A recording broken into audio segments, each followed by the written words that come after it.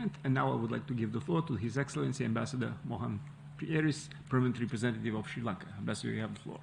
Thank you for the floor, Mr. Chair. My delegation wishes to deliver these remarks in our national capacity. Mr. Chair, today we live in an interconnected world where technologies, including space technologies and the services they provide, have an overarching reach and reliability and are used not only by those states that have the capacity for spacefaring. Accordingly, conflict in space affects not just the spacefaring nations, but all of us, and must be avoided lest its catastrophic consequences befall all of us. Sri Lanka recognizes the role that outer space plays in perpetuating our modern lifestyles.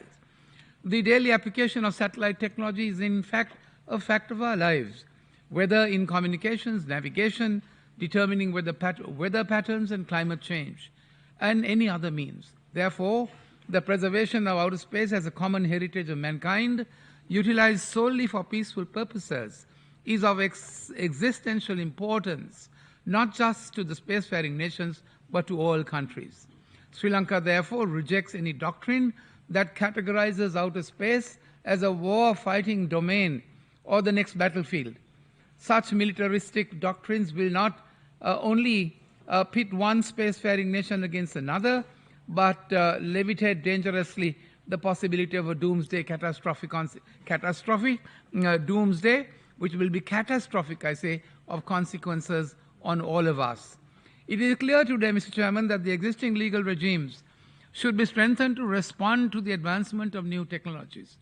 The legal regime should not only prohibit the weaponization of outer space or celestial bodies, but also prohibit any Earth-based weapons that target satellites or space objects. Today, given the fragile security environment with ever-increasing superpower rivalries, the threat of an arms race in outer space and its weaponization is a very real prospect. It is with the hope of addressing this issue that Sri Lanka and Egypt have annually tabled a resolution on the prevention of an arms race in outer space. We have done so this time as well.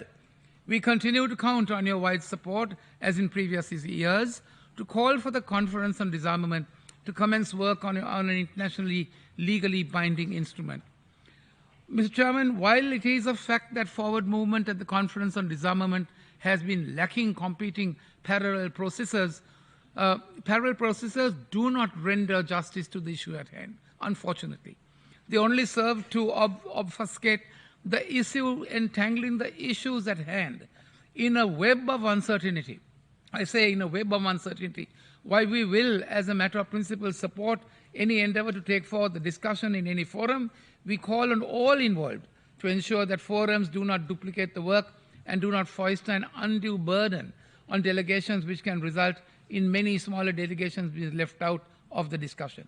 Mr. Chairman, we would like to welcome the consensual adoption of the recommendations of the United Nations Disarmament Commission this year to promote the practical implication of transparency and confidence-building measures in outer space activities with the goal of preventing an arms race in outer space as contained in document A7842, which towards legally binding, which enforces, which agrees upon and implements in good faith by those who have the capacity to do so, the noble purpose of moving towards a legally binding treaty.